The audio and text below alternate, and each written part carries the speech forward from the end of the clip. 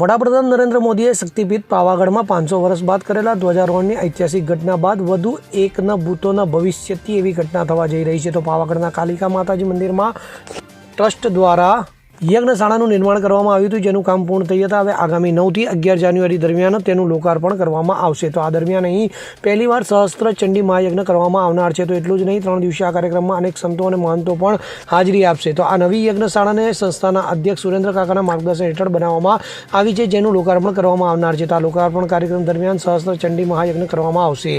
પાવાગઢના ઇતિહાસમાં પહેલીવાર આ પ્રકારનો યજ્ઞ થશે. તો આ થયા પછી માઈ ભક્તો આ યજ્ઞશાળામાં નવચંડી યજ્ઞ કરશે. એટલું જ નહીં, સુરેન્દ્ર કાકાના માર્ગદર્શન હેઠળ ટ્રસ્ટ દ્વારા અન્ય કાર્યક્રમો પણ થવાનો છે. તો સહસ્ત્ર ચંડી મહાયજ્ઞની પૂર્ણાહુતિના દિવસે જ સાંજે 4 વાગ્યાથી 24 કરોડ 99 મંત્રની આહુતિ આપવામાં આવશે. Bureau report, CN24 news. હવે જુઓ દેશ દુનિયાની તમામ ખબરો તમારી આંગળીના ટેરવે. ઉઠાવો મોબાઈલ અને Google Play Store પરથી ડાઉનલોડ કરો અમારી CN24 ન્યૂઝ મોબાઈલ એપ.